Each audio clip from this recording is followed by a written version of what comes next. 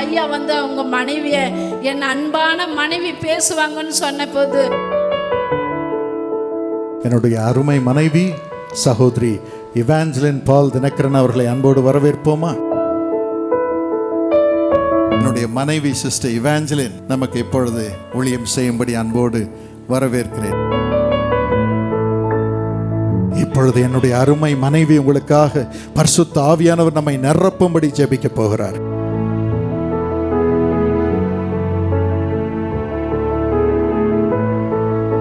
பால் தினகரன் ஆகிய நான், விஜயா இவாஞ்சலின் ஆகிய உன்னை விவாக மனைவியாக ஏற்றுக்கொண்டு உன்னை நேசிக்கவும் ஆதரிக்கவும் வாக்கு கொடுக்கிறேன்.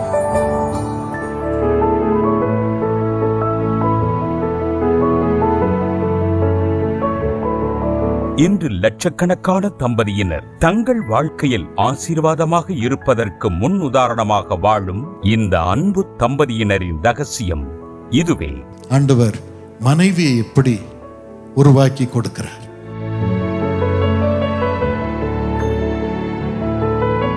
நாம் மாம்சிகத்திலே இருக்கிறோம், போராட்டங்கள் வரும்.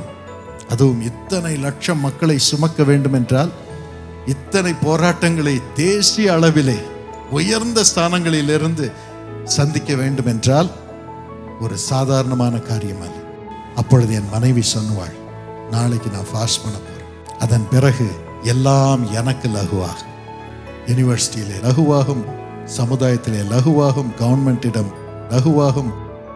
எப்படி லகுவாகும்? கர்த்தர் வந்து என்னோடு பேசுவார், தீர்க்க தரிசனமாக பேசுவார், இதை செய் என்று சொல்லுவார்.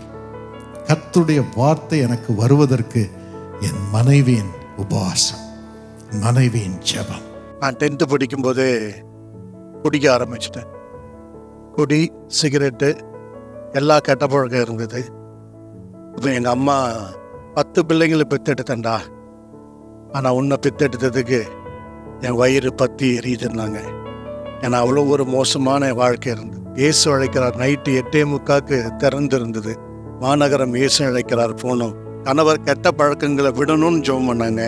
அன்னைக்கு ஜெபித்த பொழுது ஆண்டவர் எனக்குள்ள ஒரு உணர்வை அனுப்பினார். ஆவியானவர் எனக்குள்ள உணர்த்தி ஒரே நாளில் குடி, சிகரெட், பாக்கு, புகையில எல்லா பழக்கமும் என்னை விட்டு விலகி போச்சு. மிகுந்த சந்தோஷமும் சமாதானம் என் குடும்பத்தில் வந்துச்சு. குடும்பத்தில் நன்மை வர வேண்டுமா? அது உங்கள் மூலமாக தான் வரும். மனைவிமார்களே, கர்த்தருடைய தயை வர வேண்டுமா? அது உங்கள் மூலமாக தான் வரும். அருமையான மனைவிமார்களே, மனைவி அவங்க உபவாசம் பண்ணா போதும், நமக்கு நன்மை வரும், கணவனுக்கு நன்மை வரும்.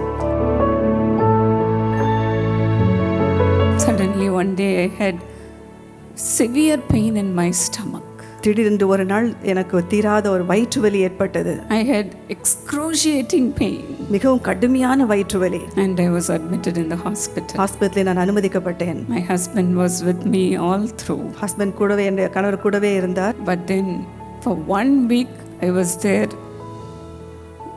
soaked with the prayer of my husband. ஆனால் ஒரு வாரம் அந்த இடத்துல என்னுடைய கணவருடைய ஜெபத்தில் நான் அப்படியே மூழ்கி இருந்தேன். My husband prophesied over me. என் கணவர் என் மீது தீர்க்க தரிசனம் உரைத்தார்கள். Evangeline, you were so patient. Evangeline மிக பொறுமையாக இருந்தாய். In quietness and confidence is your strength, the Lord said. அமெரிக்கையும் நம்பிக்கையுமே உன்னுடைய பலன் என்று ஆண்டவர் கூறினார். The doctor suggested surgery on me, but then the Lord saved me. மருத்துவர்கள் அறுவை சிகிச்சை செய்ய வேண்டும் என்று சொன்னால் ஆண்டவர் என்னை காப்பாற்றினார். The devil was defeated. பிசாசு தோற்கடிக்கப்பட்டான். The devil was defeated. பிசாசு தோற்கடிக்கப்பட்டான். கணவன் தேவனுடைய சாயலை கொண்டிருக்க வேண்டும். யார் உண்மை இல்லாமல் இருந்தாலும் தேவனுடைய அன்பை கொட்டும் மனிதனாக இருக்க வேண்டும். அப்பொழுதுதான் ஒரு கணவர் குடும்பத்தை சுமக்கும் அதிகாரத்தை கொண்டிருக்கிறார். ஆகவேதான் 2 பேரும் ஒன்றாக இணைகிறோம்.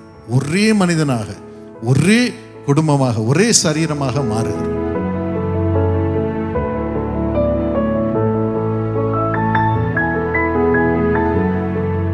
பிள்ளைகளை வளர்க்குறது, கணவன் மனைவிக்குள்ள அந்த உறவு ஸ்திரமாக இருக்கிறதுக்கு பொறுமை ரொம்ப அவசியமாக இருக்குது. தாழ்மை ரொம்ப அவசியமாக இருக்குது. ஒருத்தருக்கு பிடிக்கலை, கோவம் வருதுன்னு சொல்லும்போது நமக்கு தெரியும் அவங்க செய்கிறது தப்புன்ட்டு. ஆனால் நேரடியாக போய் கன்ஃபரண்ட் பண்ணோன்னா ஒரு பிரிவினை வந்துடுது, நமக்கு அக்கம்ப்ளிஷ் பண்ண முடியாது, கோல் அக்கம்ப்ளிஷ் பண்ண முடியாது. ஆனால் அந்த நேரத்தில் அவங்கள நேசித்து நம்மளை தாழ்த்தி அவங்களுக்கு போய் அன்பு காட்டி அவங்க தேவைகளை சந்தித்து அதன் பிறகு அவங்க செய்ய வேண்டியதை செய்யறதுக்கு நம்ம சொல்லிக் கொடுக்கும்போது அவங்க இருதயம் உருகிடுது. அந்த அன்பில் அவங்க அதை செய்கிறாங்க. ஐயா வந்து அவங்க மனைவியை என் அன்பான மனைவி பேசுவாங்கன்னு சொன்ன போது நான் போன மாதம் வந்து அப்போ இப்படியே என் கணவர் என்னை அழைக்கணும்னு சொல்லிட்டு கேட்டேன், வாஞ்சியத்தோடு இருந்தேன். அப்படியே என் கணவரும் அப்படியே இந்த வாரத்தில் எனக்கு அப்படியே பேர் சொல்லி அழைச்சாரு. எனக்கு ரொம்ப சந்தோஷம்.